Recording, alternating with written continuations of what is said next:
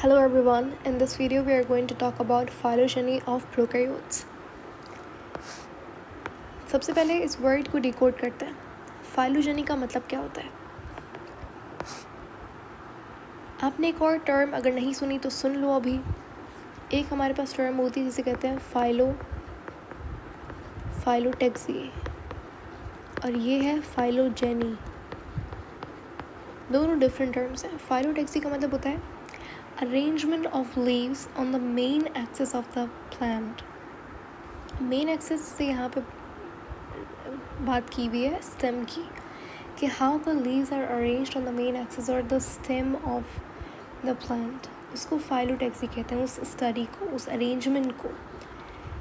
अगर हम बात करें फाइलोजेनी की, so it's somewhat related to the evolution of an living organism. इसका मतलब ये है कि एक लिविंग ऑर्गेनिज्म के एंसेस्टर्स के बारे में पढ़ना और उसके evolutionary relationships with other living organisms के बारे में स्टडी करना, वो फाइलोजेनी के बारे में फाइलोजेनी में डिस्कस किया जाता है. For example if you talk about phylogeny of living organisms, specifically human beings, तो हमारे एंसेस्टर्स क्या है, मंकीज़ एंड एप्स. तो ये जो रिलेशनशिप है मंकीज़ और हमारे दरमियान, या फिर मंकीज़ और दूसरे लिविंग ऑर्गेनिज्म से, मंकीज़ बर्ड्स के बीच में क्या डिफरेंस है, मतलब रिलेशन था. तो ये जो स्टडी है ये फाइलोजेनी कहलाती है. If you talk about phylogeny of prokaryotes, जो कि अभी हम बात करेंगे थोड़ी देर में, तो वही आज डिस्कस करना हमारा टारगेट है. शुरू करते हैं हम लोग बिग बैंग से, यानी कि अर्थ का बनना. ये जो धरती है यानी कि ज़मीन जो है, ये एग्जिस्टेंस के अंदर आई थी तकरीबन, of course it's an approx 4.5 billion years ago. Now earth के बनने में और लाइफ के बनने में तकरीबन 1.5 बिलियन ईयर्स का डिफरेंस है.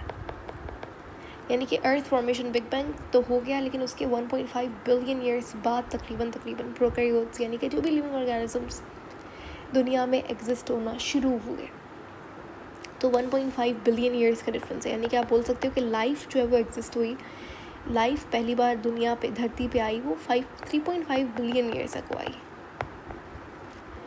ठीक है.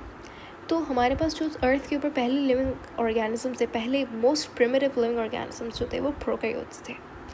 ठीक है. सबसे ज़्यादा प्रिमिटिव और पहले इनहैबिटेंट्स जो अर्थ पे आए वो प्रोकैरियोट्स से आए. आपसे पूछ सकते हैं कि फर्स्ट इनहैबिटेंट्स ऑन अर्थ, तो आप बोलोगे प्रोकैरियोट्स. पहले लिविंग ऑर्गेनिजम्स जिन्होंने ऑक्सीजन बनाया वो प्रोकैरियोट्स थे. हमारे पास एक बैक्टीरिया होता है, आगे हम लोग पढ़ेंगे, साइनोबैक्टीरिया.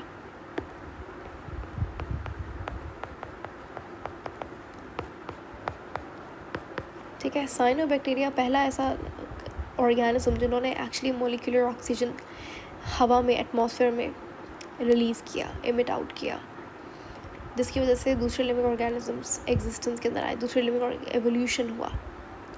तो अर्थ का जब धरती बनी थी तो उसके 1.5 बिलियन ईयर इतना ज़्यादा, ऑफ कोर्स बहुत बड़ा ड्यूरेशन है, ऑफ टाइम है. लेकिन अगर आप वैसे देखो तो उस वक्त भी, यानी कि 3.5 बिलियन ईयर्स बाद भी, 1.5 बिलियन ईयर्स बाद भी अर्थ का टेम्परेचर बहुत ज़्यादा था, ऑक्सीजन लेवल बहुत कम था, रेडियो एक्टिविटी अपनी पीक पे थी, बहुत ज़्यादा रेडियो एक्टिव एलिमेंट्स अर्थ की ज़मीन पे थे. लेकिन दुनिया में जो सबसे पहले लिविंग ऑर्गेनिजम्स आए वो कौन से थे? प्रोकैरियोट्स. प्रोकैरियोट्स ने इन सारी कंडीशंस को अडेप्ट कर लिया. तो ये प्रोकैरियोट्स दुनिया के सबसे ज़्यादा अडेप्टिव लिविंग ऑर्गेनिजम्स भी हैं. कम से कम ऑक्सीजन क्यों ना हो, ज़्यादा से ज़्यादा टेम्परेचर क्यों ना हो, रेडियो एक्टिविटी क्यों ना हो, मार्शी एरियाज़ क्यों ना हो, ज़्यादा एसिड वाली कंडीशन क्यों ना हो, सॉल्ट वाली कंडीशन क्यों ना हो, हर कंडीशन को ये अडेप्ट कर सकता है. हर तरीके का प्रोकैरियोट आपको मिल सकता है. अगर हम बात करें इसकी फाइलोजेनी की, तो कहा जाता है कि अकॉर्डिंग टू साइंटिस्ट जो प्रोकैरियोट्स हैं, इनका जो एंसेस्टर है वो एक लिविंग ऑर्गेनिजम्स है जिनको ऑफ कोर्स जो अभी एग्जिस्ट नहीं करता, जिसको किसी ने देखा नहीं है. एक हाइपोथेटिकल स्ट्रक्चर है. इसको साइंटिस्ट ने नाम दिया प्रोटोबायोन्स. तो अगर आपको लगता है अरे प्रोटोबायोन्स हमने पढ़ा था बुक के अंदर ये वो, लेकिन अगर आपको नहीं पता तो सुन लीजिए, प्रोटोबायोन्स ऐसा कुछ है नहीं. प्रोटोबायोन्स जो है वो सिर्फ एक हाइपोथेटिकल स्ट्रक्चर है. क्या है? अगर आपसे पूछे प्रोटोबायोन है क्या, तो कुछ भी नहीं है भाई. अंदर जीनोम है, बाहर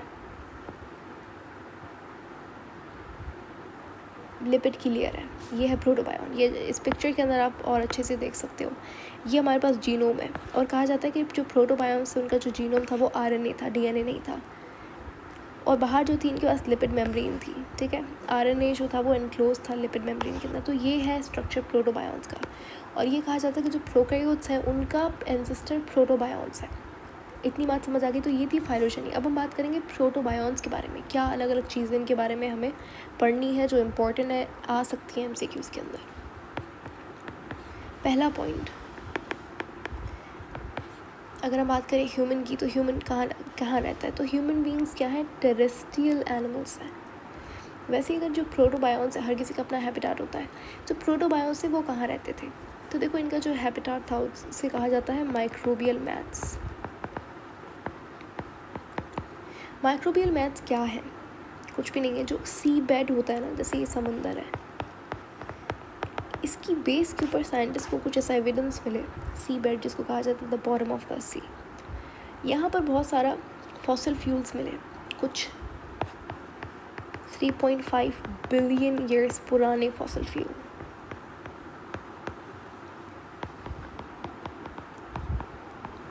जिससे बेसिकली पता लगता है कि ये जो माइक्रोबियल मैट्स थे ये 3.5 बिलियन ईयर्स अगो थे। और इसी से साइंटिस्ट ने ये चीज़ निकाली कि अच्छा 3.5 बिलियन ईयर्स यानी कि इतने साल पहले तो लाइफ बनी थी। तो ये बेसिकली ऐसे लिविंग ऑर्गेनिज्म के फॉसिल फ्यूल्स हैं जो दुनिया में पहले आने वाला एनिमल था, तो वो तो प्रोटोबायोन्स थे। उसको बेसिकली उन्होंने नाम दे दिया प्रोटोबायोन्स। ठीक हो गया। तो अब ये जो माइक्रोबियल मैट्स थे ये बेसिकली है क्या? तो देखो, सी बेड के ऊपर कुछ इस तरीके से मल्टीपल लेयर्स होती हैं, इस तरीके से मल्टीपल लेयर्स उनको मिली इस फॉसिल फ्यूल्स के अंदर। मैं उन फॉसिल फ्यूल्स को डिस्क्राइब कर रही हूँ, इन माइक्रोबियल मैट्स को। मल्टीपल लेयर्स थी, ठीक है, कॉम्प्लेक्स मल्टी लेयर्ड कम्युनिटीज़ आप समझ लो। छोटे छोटे माइक्रोब्स की यानी कि यूनिसेल्युलर ऑर्गेनिज्म की कम्युनिटी बनी हुई होती थी, और मल्टी सेल्युलर थे वो लोग। है तो ये यूनिसेल्युलर, लेकिन आपस में इस तरीके से कम्युनिटीज़ बना के रखी थी इन्होंने। तो इन्होंने एक लिविंग ऑर्गेनिज्म को इन्होंने बोला कि इसी से बेसिकली बैक्टीरिया इवॉल्व हुआ है, और ये क्या है? ये प्रोटोबायोन्स है। तो प्रोटोबायोन्स कैसे रहते हैं? तो ये लोग प्रोटोबायोन्स रहते थे कम्युनिटी के अंदर, इंडिविजुअल नहीं रहते थे ये लोग। कम्युनिटीज़, जैसे आप वॉलवॉक्स आपने पढ़ा होगा, ग्रीन एल्गा होता है, तो वो कम्युनिटी बना के रहता है। तो उसी तरीके से ये लोग प्रोटोबायोन्स कम्युनिटीज़ के अंदर रहते थे, वो भी लेयर्स के अंदर, ठीक है। अगर आप वॉलवॉक्स की कम्युनिटी देखो तो वो इस तरीके से होता है।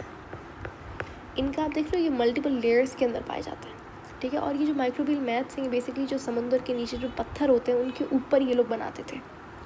अब ये लोग आपस में स्टिक कैसे होते थे? ये लोग जो प्रोटोबायोन्स होते हैं वो रिलीज़ करते हैं एक्स्ट्रा सेल्युलर मैट्रिक्स। ये सारी हाइपोथेटिकल चीज़ें, ऑफकोर्स किसी ने कुछ देखा वेखा नहीं है, ये सारी हमने जो साइंटिस्ट ने ये थ्योरीज प्रेजेंट किया कि ऐसा ऐसा हो सकता था और ऐसा हुआ होगा, ये है मानना। तो कहा जाता है कि जो माइक्रोबियल मैथ्स से इनके बीच में बहुत ज़्यादा, ये माइक्रोबियल मैथ्स जो थे, ये जो लेयर्स थे आपस में ये स्टिक हुई हुई थी, काफ़ी थिक लेयर्स होती थी और स्टिक हुई हुई थी। तो इसका पीछे रीज़न इन्होंने ये दिया कि जो प्रोटोबायोन्स थे ये कुछ एक्स्ट्रा सेल्युलर मैट्रिक्स रिलीज़ करते थे जो कि इन मैथ्स को स्टिकी बनाता था, मॉइस्ट बनाता था और थिक बनाता था, ठीक है। अब देखो, मैट्रिक्स एक्स्ट्रा इंट्रा क्या होता है? सेल के अंदर रिलीज़ होने वाला वो इंट्रा सेल्युलर मैट्रिक्स है। सेल के बाहर, क्योंकि ये है ही एक सेल, प्रोटोबायोन्स है ही यूनिसेल्युलर, तो सेल के बाहर रिलीज़ होने वाला एक्स्ट्रा सेल्युलर मैट्रिक्स हो गया। तो ये जो माइक्रोबियल मैथ्स है कि इस बात का एविडेंस है कि प्रोटोबायोन्स 3.5 बिलियन ईयर्स पुराने हैं। हमारे पास, मैंने आपसे लास्ट वीडियो में क्लासिफिकेशन में बताया था कि हमारे पास जो लिविंग ऑर्गेनिजम्स हैं वो 3.5 बिलियन ईयर्स ओल्ड हैं। और प्रोकैरियोट्स को हमने क्या किया था? कार्ल वोइजी ने क्या किया था? दो कैटेगरीज, दो डोमेन्स के अंदर डिवाइड कर दिया। कौन कौन से? एक आर्की बैक्टीरिया और एक यू बैक्टीरिया। तो प्रोटोबायोन्स बेसिकली दोनों का एंसेस्टर है। क्या है? प्रोटोबायोन्स जो है वो ऐसा नहीं कि बैक्टीरिया का है, वो आर्की का भी है और वो बैक्टीरिया का भी, यानी कि जितने भी प्रोकैरियोट्स हैं उनका सबका एंसेस्टर क्या है? प्रोटोबायोन्स है। अच्छा, जो माइक्रोबियल मैथ्स थे वो ज़्यादातर हमारे पास कुछ हाइड्रोथर्मिक वेंट्स के करीब मिलते थे जहाँ से उन्हें खाना और एनर्जी मिल सकता था। हाइड्रोथर्मिक वेंट जो होता है उनके करीब ये मिलते थे। अब फिर क्या हुआ कि बेसिकली ये जो हमें मैथ्स मिले कि हमारे सेडिमेंट्री जिस तरीके के रॉक्स होते हैं, रॉक्स के टाइप्स होते हैं, मेटामॉर्फिक रॉक, सेडिमेंट्री रॉक। तो सेडिमेंट्री रॉक जो थे हमारे पास, उनके ऊपर हमें ये माइक्रोबियल मैथ्स मिले।